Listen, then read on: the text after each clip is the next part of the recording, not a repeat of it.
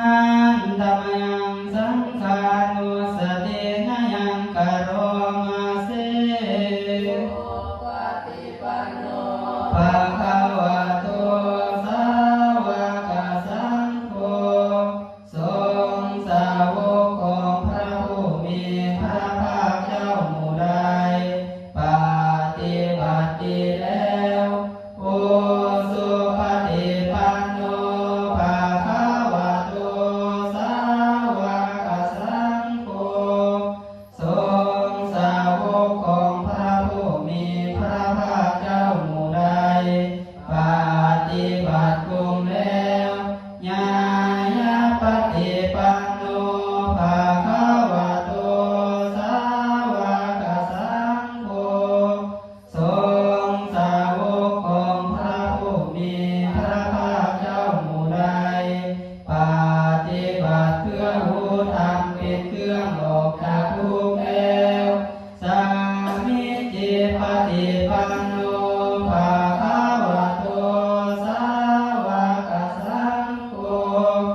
สงฆ์สาวกของพระผู้มีพระภาคเจ้าหมู่ใดปฏิบัติสมควรแล้วญาติธรรมได้แก่บุคคลเหล่านี้คือจัตตาริปุริสายุคานิอัตถปุริสาภูคาราผู้แห่งบุรุษสิกขุนางเทียงตัวบุรุษได้แปดบุรุษเอสะภะคะวะโตสาวกสังโฆนั้นแลทรงสาวกของพระผู้มีพระภาคเจ้าอาหุนายโยเป็นสมควรแก่สักการะที่เขานำมาบูชาปาหุนายโยเป็นสมควรแก่สักการะที่เขาจัดไว้ต้องน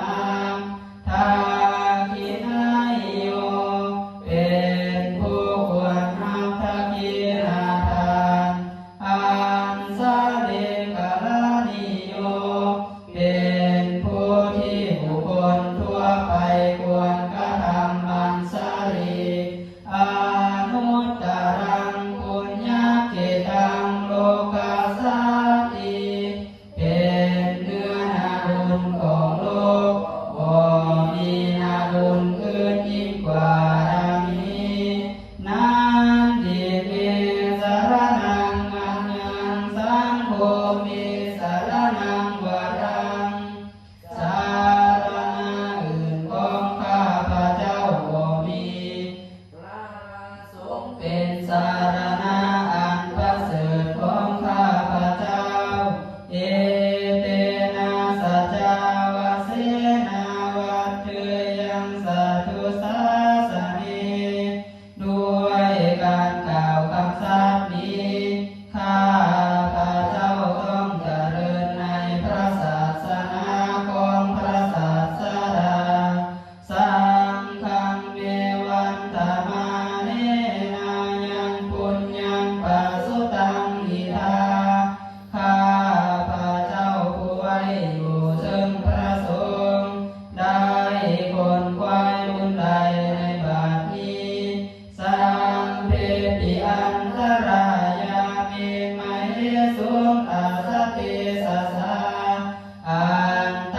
รายทั้งปวงอย่าได้มีแก่ข้าพระเจ้าเหตุแห่งบุญนั้นกายเย